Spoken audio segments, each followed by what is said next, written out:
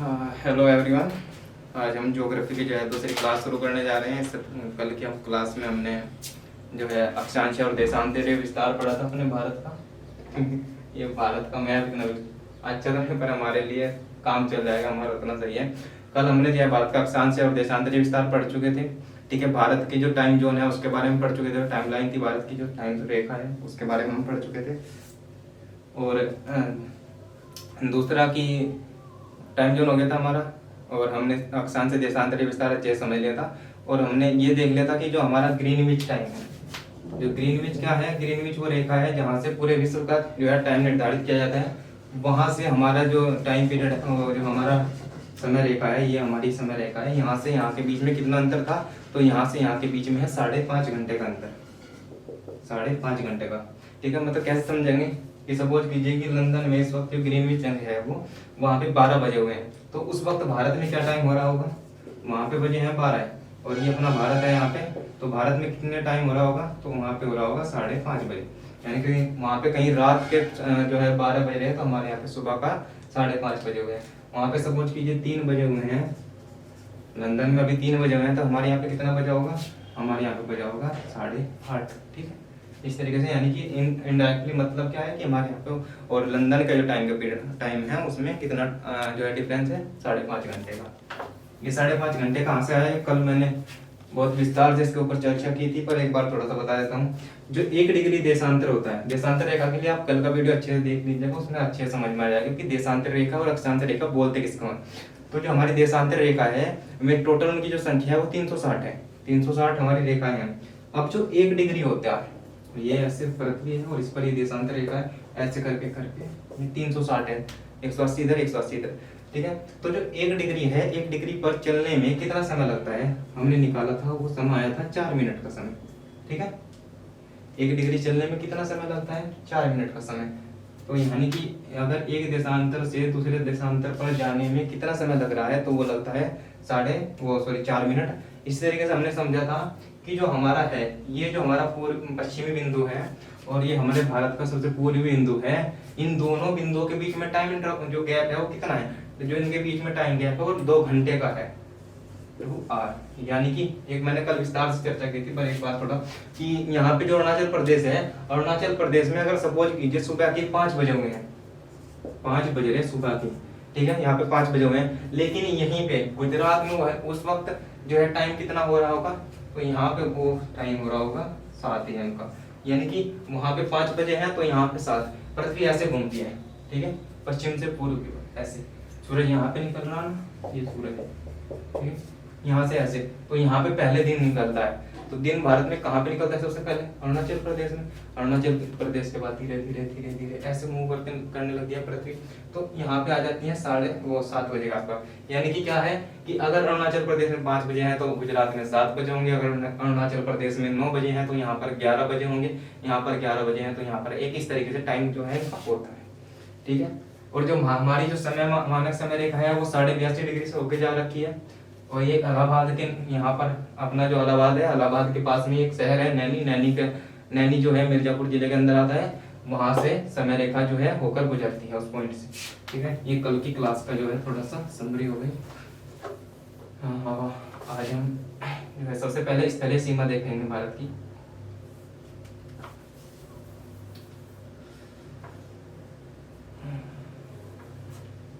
स्थलीय सीमा देख लेते हैं।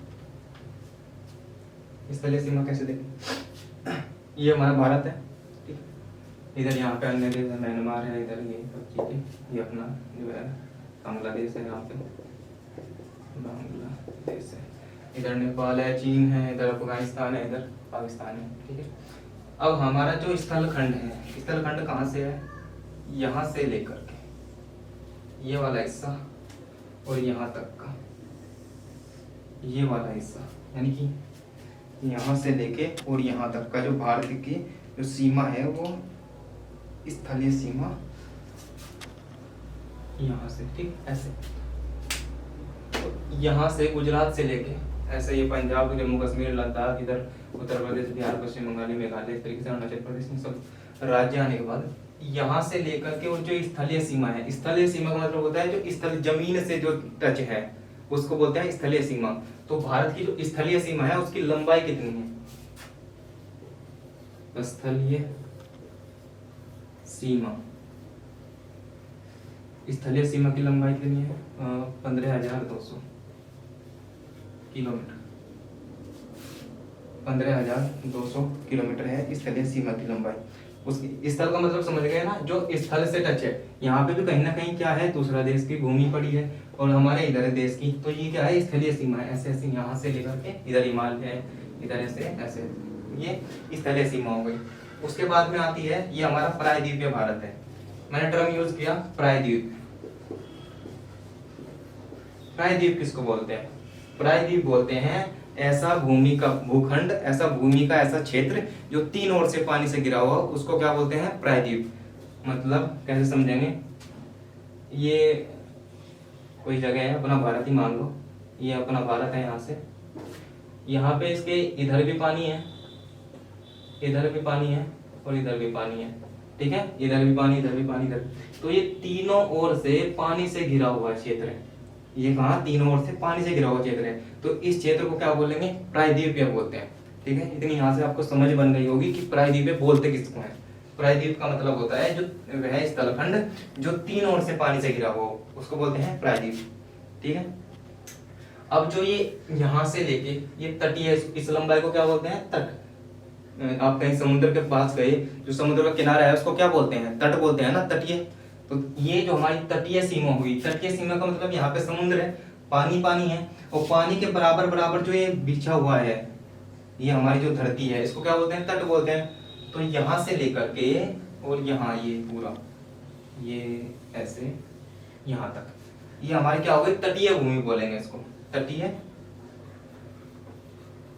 लंबाई। भारत की तटीय लंबाई यानी कि तटों की लंबाई कितनी है?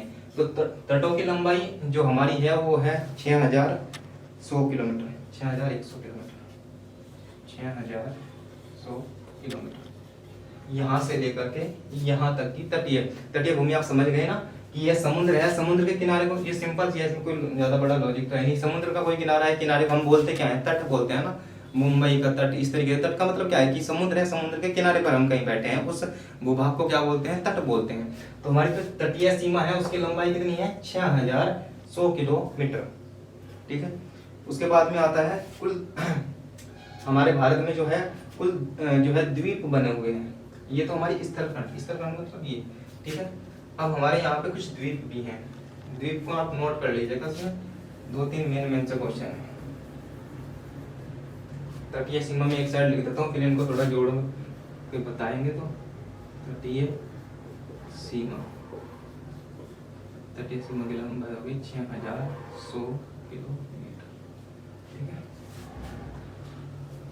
ये हो गई तटीय सीमा। अब हमारे कुछ द्वीप भी हैं। अब सबसे एक टर्म मैंने यूज किया, इसे मैंने यूज किया था प्रायद्वीप। प्रायद्वीप का क्या मतलब था कि जो भूखंड तीन ओर से पानी से घिरा हो, उसको बोलते हैं प्रायद्वीप। अब ऐसे ही हम यूज कर रहे हैं, मैं बोल रहा हूँ द्वीप,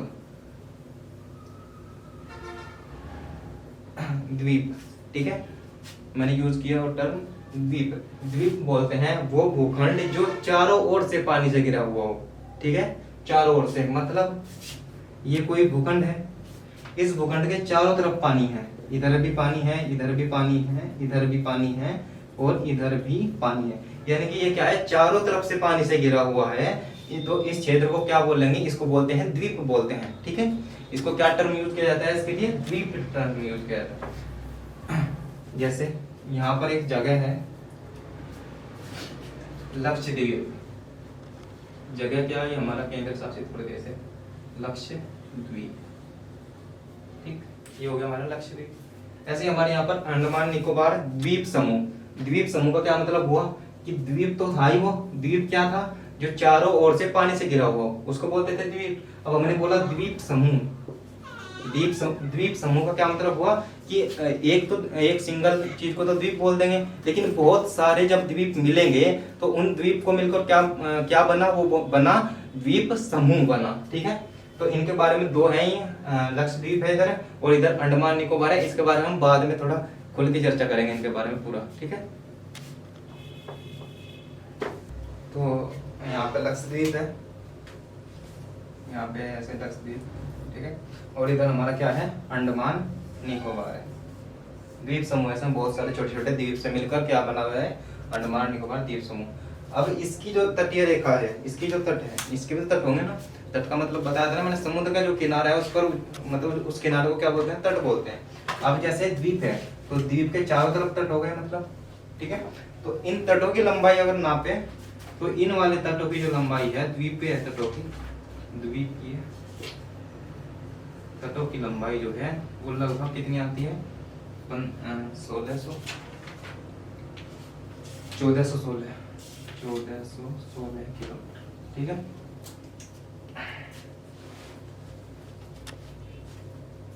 ये हो गई स्थलखंड की लंबाई, ये हो गई तटीय सीमा की लंबाई, और इससे आगे हो गई ये द्वीपीय तटों की लंबाई। तो टोटल अगर इन लंबाई को जोड़ देते हैं कितनी बैठेगी, 6, 1, 5, 7,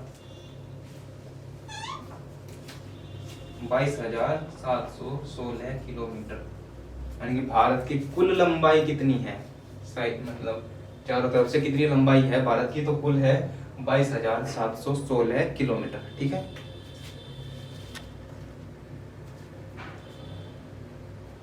ये तो हो गया ऐसे। हम इनके अंडमान निकोबार और लक्षद्वीप जो है इनके बारे में विस्तृत चर्चा करेंगे, पर लेकिन थोड़ा आगे चल के, क्योंकि इनसे भी जो है 2-3 इम्पोर्टेंट क्वेश्चन है जो बनते हैं। अभी ये हो गया, ये हमारी क्या है, चारों साइड की लंबाई हो गई, स्थलीय लंबाई 15,200, तटीय लंबाई 6,100, और जो है जो द्वीप के तट हैं उनकी लंबाई कितनी है, 1416 किलोमीटर, ठीक है। अब हम देख लेते हैं कि भारत की जो उत्तर से दक्षिण तक जो मुख्य भूमि है, उत्तर से दक्षिण तक जो मुख्य भूमि है, और पूर्व से और पश्चिम से, मतलब इधर से और पश्चिम से पूर्व तक, ये हमारा पूर्वी हिस्सा है, पूर्व, और ये हो गया पश्चिम हिस्सा। तो पश्चिम से पूर्व कितनी लंबाई है भारत की, और उत्तर से दक्षिण कितनी लंबाई है, तो जो उत्तर से दक्षिण है वो है 3214 किलोमीटर, 3214 किलोमीटर इतनी लंबाई है उत्तर से दक्षिण। और जो पश्चिम से पूर्व है, पश्चिम से पूर्व है 2933 किलोमीटर, ठीक है। ये क्या हुआ कि पश्चिम से पूर्व कितनी लंबाई है भारत की, तो अप्रोक्स 3000 के आसपास आप याद रखेंगे, और जो उत्तर से दक्षिण है वो 3000 में थोड़ा प्लस कर देंगे, तो इस तरीके से याद रखेंगे कि जो उत्तर से वो पश्चिम से पूर्व है उसकी वो छोटा भाग है, और जो उत्तर से दक्षिण है वो बड़ा भाग है, ठीक है। तो अप्रोक्स 3000 के आसपास हो गए, पश्चिम से पूर्व 3000 के आसपास, और जो उत्तर से दक्षिण है उसको लगभग 3200 के आसपास मान लेंगे, याद रखेंगे, ठीक है। तो इस तरीके से जो भारत की आकृति, एक क्वेश्चन बनता है कि भारत की जो आकृति है वो किस आकार की है, तो वो है चतुष्कोणीय, चतुष्कोणीय यानी कि 4 कोण वाले, चतुष्कोणीय आकृति, ठीक। ये हमारी सीमा जो है सारी हो गई, तटीय सीमा, स्थलीय सीमा, सब लंबाई चौड़ाई सब हो गई, ठीक है। उत्तर से दक्षिण 3200 किलोमीटर, 3216, और पश्चिम से पूर्व 2933 किलोमीटर, ठीक है। अब हम अपने पड़ोसी जो ये देश हैं तो हम देख लेते हैं कि हमारे साइड में जो है हम चारों तरफ से किस चीज से घिरे हुए हैं, हमारे साइड में क्या क्या है।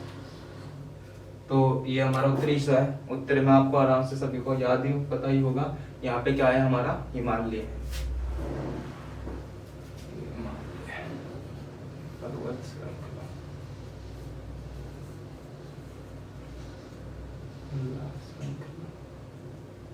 ये क्या है, हमारी हिमालय पर्वत श्रृंखला, ठीक है। ये इधर विस्तृत है उत्तर भारत में, ठीक है। इधर क्या है, इधर एक पर्वत है हिंदू कुश पर्वत, जो पाकिस्तान वाला हिस्सा है ना, इधर कौन सा पर्वत है, हिंदू कुश पर्वत, और एक और है उसका नाम है सुलेमान पर्वत, सुलेमान पर्वत। तो हमारे उत्तर में कौन सा हिस्सा है, कौन सा पर्वत है, हिमालय पर्वत, और हमारे पश्चिम में कौन सा है हिस्सा है, पश्चिम बोलिए उत्तर पश्चिम हिस्सा, क्योंकि यहाँ से थोड़ा पश्चिम ऐसे जब डिवाइड करेंगे तो ये वाला उत्तर हो जाता है और ये वाला पश्चिम, तो ये वाला हिस्सा क्या हुआ, उत्तर पश्चिम हुआ। तो उत्तर पश्चिम में कौन से पर्वत आते हैं, हिंदू कुश पर्वत और सुलेमान पर्वत। ठीक है, ये हमारे पर्वत हो गए। अब यहाँ से एक, यहाँ पे 3 सागर हैं अलग अलग, मतलब इधर इधर इधर, उनके हम यहाँ नाम देखेंगे। यहाँ पर एक सागर बनता है जिसका नाम है अरब सागर।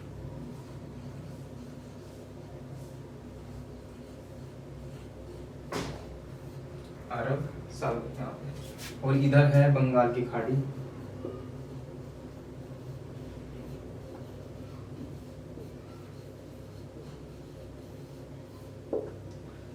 और यहाँ पर है हिंद महासागर।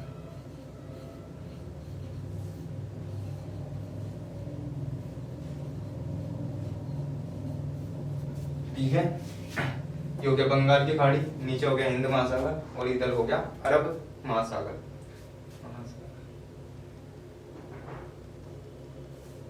अरब महासागर। ठीक है, अब क्वेश्चन बनता है कि ऐसा कौन सा शहर है जहां पर 3 ओर से जो है समुद्र, जो 3 महासागर हैं, ये मिलते हैं। तो ऐसा एकमात्र शहर कौन सा है, ये यहाँ पर जो है कन्याकुमारी, तमिलनाडु में है कन्याकुमारी। कन्याकुमारी पर क्या है, इधर से अरब सागर है, नीचे से हिंद महासागर है, उधर से बंगाल की खाड़ी है, तीनों जन है यहाँ पर मिलती है, वो क्या है आपका कन्याकुमारी। ठीक है, ये इसकी हो गई।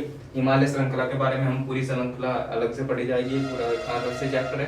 ठीक है, इधर सुलेमान और हिंदू कुश पर्वत हो गया, इधर अरब सागर हो गया, हिंद महासागर हो गया, और इधर हो गया बंगाल की खाड़ी। ठीक है,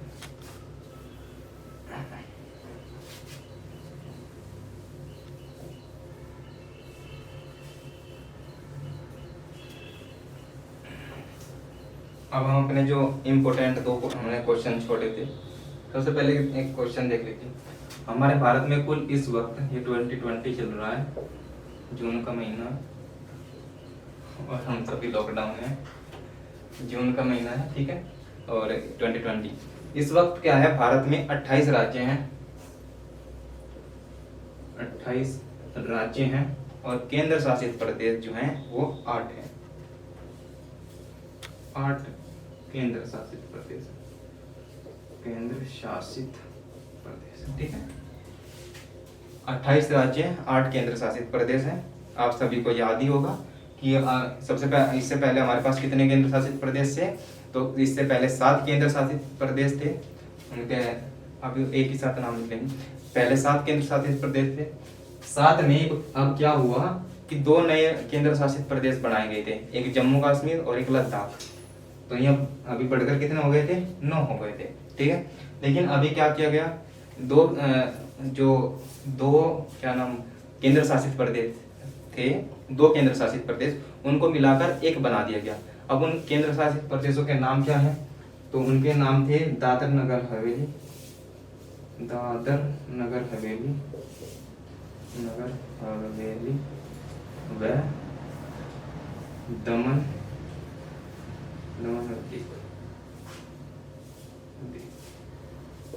दादरा नगर हवेली, दमन व दीव।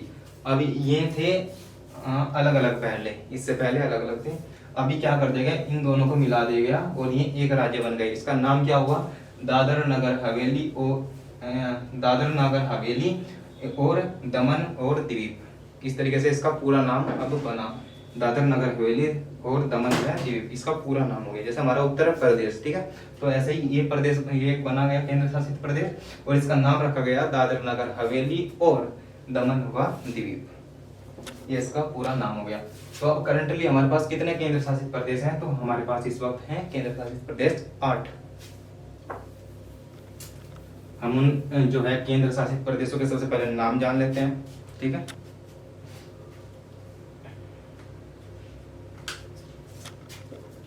सबसे पहले हम जो है यहाँ से शुरू करते हैं कि दिल्ली।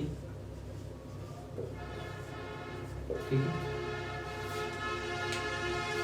उसके बाद चंडीगढ़,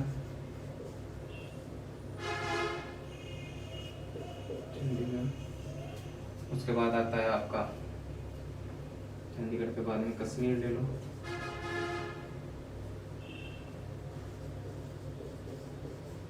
कश्मीर के साथ लद्दाख, उसके बाद पांडिचेरी या पुदुचेरी इसको बोलते हैं। 2006 में इसका नाम बदल के पुदुचेरी किया गया, पुदुचेरी। 2006 इसका 6 से पहले इसका नाम था पांडिचेरी, लेकिन 2006 में इसका नाम बदल कर पुदुचेरी, पुदुचेरी कर दिया गया। ठीक है, उसके बाद अभी जो नाम बताया था मैंने, दादरा नागर हवेली, बहुत बड़ा नाम बताया था, दादरा नागर हवेली दमन व दीव, ये पूरा एक राज्य हो गया। कितने हो गए, 1 2 3 4 5 6 दादरा नागर हवेली। उसके बाद बचता है ये दिल्ली हो गया, चंडीगढ़ हो गया, कश्मीर, लद्दाख, पुडुचेरी और दमन, अंडमान निकोबार। जो सबसे इम्पोर्टेंट था वही है अंडमान निकोबार, और इससे आगे है लक्षद्वीप। ठीक है, दिल्ली हो गया, दिल्ली, चंडीगढ़, कश्मीर, जम्मू कश्मीर मतलब जम्मू कश्मीर, लद्दाख, पांडिचेरी या पुदुचेरी कुछ भी बोलिए, दादरा नागर हवेली, दमन एवं द्वीप। इसका नाम आप याद रखिएगा, दादरा नागर हवेली, दमन व द्वीप। फिर अंडमान निकोबार, पोर्ट ब्लेयर की राजधानी, और लक्षद्वीप। ठीक है, ये 8 जो हमारे रहते हैं, 8 1 2 3 4 5 6 7 8 8 ही हमारे केंद्र शासित प्रदेश हो गए। ठीक है, अब हम सबसे पहले क्या जो है इनके जो ही हमारे सबसे इम्पोर्टेंट इन्हीं के बारे में हम अभी क्या पढ़ रहे हैं, हम कभी अक्षांशीय और देशांतरीय विस्तार और जो है भारत की सीमा रेखाएं, इनकी लंबाई, इसके बारे में अभी हम अध्ययन कर रहे हैं। तो इनके बारे में विस्तृत चर्चा हम बाद में करेंगे। अभी हमें जो अंडमान निकोबार है और लक्षद्वीप है, इनके बारे में हम जानकारी लेंगे, क्योंकि इनसे जो अक्षांश संबंधी क्वेश्चन बनते हैं। क्वेश्चन क्या बनता है कि ये, क्योंकि अंडमान निकोबार क्या है, द्वीप समूह है, इसमें बहुत सारे द्वीप से मिलकर ये एक द्वीप बना है। तो इसमें क्वेश्चन बनते हैं कि किस अक्षांश से जो है उत्तरी अंडमान और दक्षिणी अंडमान अलग होता है, किस से, मतलब इस तरीके से कि इनको डिवाइड करने वाली जो अक्षांश रेखा है उनके नाम पूछ लेता है। ठीक है, या फिर जो है ज्वालामुखी कौन से उस पर है, अंडमान निकोबार में 2 ज्वालामुखी है, तो उनको भी हम पढ़ेंगे।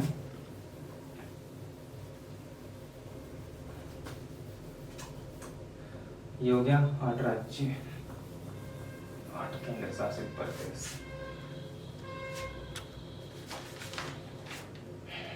अब हम सबसे पहले देख लेते हैं लक्षद्वीप।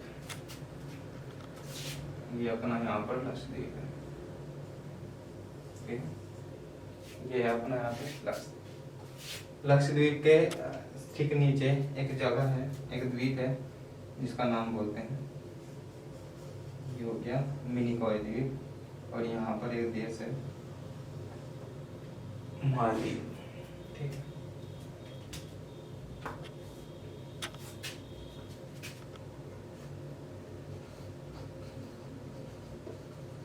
लक्षद्वीप, मिनिकॉय द्वीप,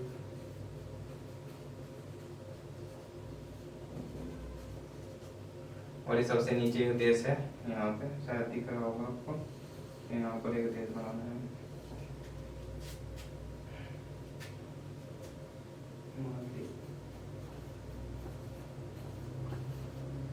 मालदीव, देश का नाम है लक्षद्वीप, मिनिकॉय द्वीप, और नीचे आता है मालदीव। अब इनको जो लक्षद्वीप है, लक्षद्वीप और मालदीव, क्योंकि यहाँ पे हमने पढ़ा था कल अक्षांश विस्तार में कि हमारा जो ये कन्याकुमारी है ये कहाँ पर है, 8 डिग्री 4 मिनट पे है। तो इसके ऊपर यहाँ पे कहीं ना कहीं 9 होगा। ठीक है, कैसे 9 होगा, देखिए समझिए, ये हमारी अर्थ है, पृथ्वी है, यहाँ से 0 डिग्री अक्षांश रेखा गुजर रही थी, इसका अन्य क्या नाम है, भूमध्य रेखा है। ठीक है, 0 डिग्री अक्षांश रेखा है, भूमध्य रेखा है। ठीक है, यहाँ से ऊपर की ओर जाने पर अक्षांश बढ़ते हैं, 1 degree 2 degree 3 degree 4 degree 5 degree, इस तरीके से। यहाँ पर इसी तरीके से क्या आता है, 8 डिग्री 4 मिनट, तो इससे ऊपर कहीं 9 होगा, कहीं 10 होगा, कहीं 11 होगा, 12 होगा, ऐसी आएगी ना 23.5 डिग्री। तो ऐसे ही क्वेश्चन क्या बनता है कि जो लक्षद्वीप और मिनिकॉय द्वीप है, इनको जो विभाजन करने वाला अक्षांश है उसका क्या नाम है, तो वो है 9 डिग्री अक्षांश, 9 डिग्री। ठीक है, और मिनिकॉय द्वीप और मालदीव को अलग करने वाला अक्षांश कौन सा है, तो मालदीव और मिनिकॉय द्वीप को अलग करता है 8 डिग्री चैनल, 8 डिग्री अक्षांश। भाई यहाँ पे तो 8 4 था ना, तो कहीं उसके नीचे 8 होगा, ठीक है। और यहाँ पे 8 4 था, तो इसका मतलब कहीं ऊपर 9 होगा, तो ये क्या है 9 डिग्री, ठीक। ये इसके 2 क्वेश्चन हो गए। लक्षद्वीप की राजधानी कांवर थी, ये बनती है। और इसकी जो है, इसके जो केरल के तट पर इसकी सबसे लंबाई सबसे अधिक लंबाई यहीं पे केरल है। यहाँ पे केरल पे सबसे अधिक दूरी पर स्थित है ये लक्षद्वीप। लक्षद्वीप की हम राजधानी देख लेते हैं। लक्षद्वीप की राजधानी है कावरत्ती, ठीक है।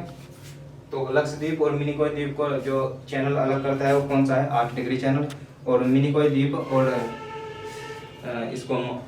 द्वीप और मालदीव को अलग करने वाला चैनल कौन सा है, तो वो है 8 डिग्री चैनल, ठीक है। अब हम अंडमान निकोबार के बारे में पढ़ेंगे।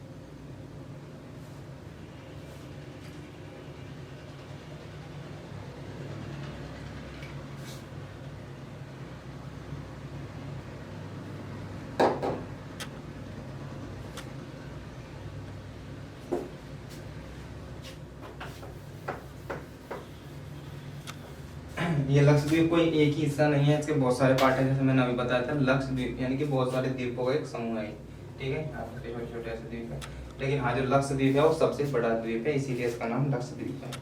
अब हम अंडमान निकोबार के बारे में पढ़ेंगे। अंडमान निकोबार ये अलग अलग हिस्सों में विभाजित है। 1 2 3 4 7, ठीक है, 7 इसके भाग है। तो इसके जो ऊपर के जो 4 हिस्से हैं उसको तो हम, इसका पूरा नाम है अंडमान एवं निकोबार। अभी जो ये अंडमान है और निकोबार है, दरअसल ये अलग अलग हिस्से हैं, लेकिन इनको कंबाइन करके एक नाम, जैसे अभी हमने अभी पढ़ा था ना दादरा नागर हवेली दमन एवं दीव, यानी कि अलग अलग हिस्से थे, लेकिन इनको एक कंबाइन करके एक नया नाम दिया गया, ठीक है। तो इनमें क्या है, ये अंडमान है और निकोबार है। अभी अंडमान क्या है, जो ये 4 द्वीप है, बहुत सारे हैं लेकिन ये मेजर द्वीप है, बड़े बड़े द्वीप है। तो ये 4 द्वीप को तो बोलते हैं अंडमान, ठीक। और जो नीचे वाले 3 द्वीप हैं इनको बोलते हैं निकोबार।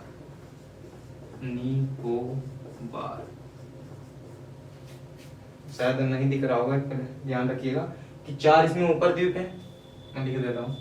4 द्वीप तो इसमें मेजर द्वीप, बड़े बड़े द्वीप, और इसके नीचे 3 द्वीप कितने हैं, 3 है द्वीप। ये किस में आते हैं, अंडमान और निकोबार में आते हैं, ठीक है। अब इनके जो द्वीप हैं इनके नाम हैं अलग अलग।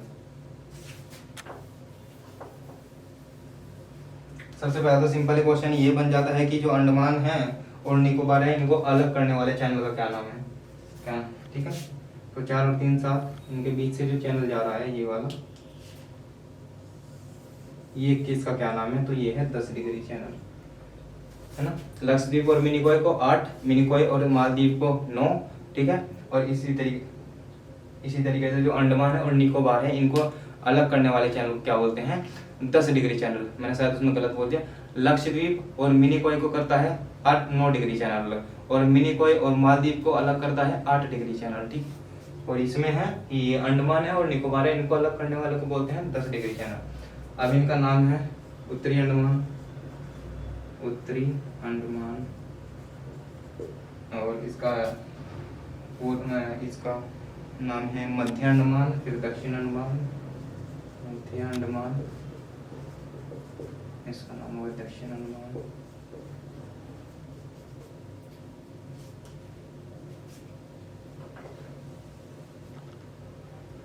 इसके बाद आता है ये वाले को बोलते हैं लघु अंडमान, ठीक है। इसके बाद निकोबार में 3 हैं, car Nicobar, great Nicobar,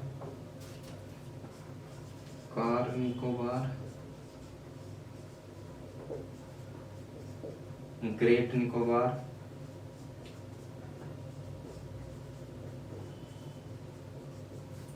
car Nicobar, great Nicobar, और सबसे नीचे वाला अगर आपको दिखना रहा हो थोड़ा, ये सबसे नीचे वाला इसको बोलते हैं बड़ा निकोबार,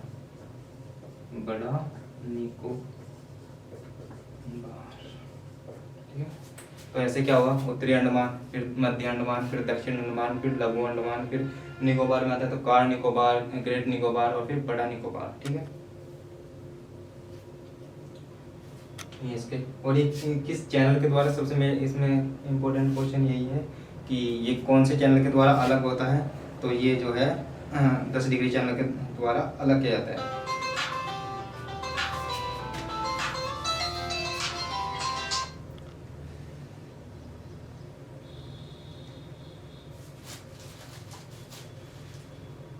दस डिग्री चैनल के लिए जो है अलग किया जाता है। और इसमें जो है इसकी राजधानी है पोर्ट ब्लेयर, जो अंडमान निकोबार है इसकी राजधानी क्या है, पोर्ट ब्लेयर। जो पोर्ट, अब क्वेश्चन क्या पूछता है, क्योंकि सिंपल राजधानी पूछेगा नहीं आपसे कि पोर्ट ब्लेयर वो अंडमान निकोबार की राजधानी कहाँ पर है, या फिर वो सॉरी अंडमान निकोबार की राजधानी क्या है, तो ये तो क्वेश्चन पूछेगा नहीं। क्वेश्चन क्या पूछेगा कि अंडमान निकोबार की जो राजधानी है वो किस द्वीप समूह पर है, इस द्वीप के कौन से उस पर समूह पर है, कौन से द्वीप पर है, तो उसका आंसर बनता है दक्षिण अंडमान, दक्षिणी अंडमान पर। जो ये वाला हिस्सा है ना दक्षिणी अंडमान, इस पर इसकी राजधानी जिसका नाम है पोर्ट ब्लेयर, पोर्ट ब्लेयर। ठीक है, ये अंडमान निकोबार का एक तथ्य होगा कि इसकी अंडमान निकोबार की राजधानी कहाँ पर है, तो ये है पोर्ट ब्लेयर। इसके बाद क्वेश्चन आता है कि अंडमान निकोबार की जो सबसे ऊंची चोटी है उसका क्या नाम है, सबसे पहला ये, और वो कौन से भाग पर स्थित है, तो उसका जो नाम है वो है सैंडल पीक, सैंडल। ये इसकी जो है सबसे ऊंची चोटी है, सबसे ऊंची चोटी अंडमान निकोबार की सैंडल पीक है। और ये कौन से भाग पर स्थित है, तो ये उत्तरी अंडमान पर है, क्योंकि सबसे ऊपर ही है, ऐसे समझेंगे। ये सबसे ऊपर कौन सा जो है अंडमान निकोबार का भाग है उसका क्या नाम है, तो सबसे ऊपर है उत्तरी अंडमान। उत्तरी अंडमान यानी कि जो सबसे ऊंचा होगा उसी के ऊपर ऊंची पर्वत चोटी होगी ना, तो उसके ऊपर सबसे ऊंची जो चोटी है उसका क्या नाम है, उस चोटी का नाम है सैंडल पीक। और वो कौन से भाग पर है, तो वो है उत्तरी अंडमान पर। ठीक,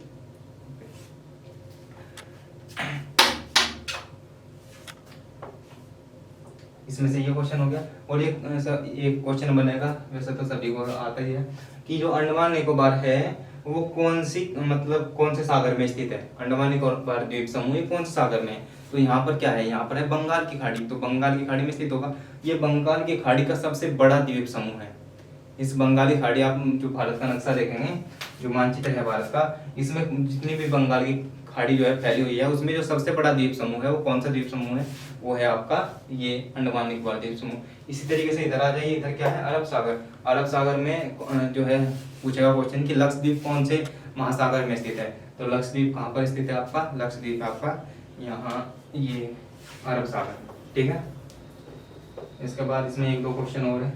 जैसे ये जो कोको द्वीप है, कोको द्वीप ये म्यांमार में है।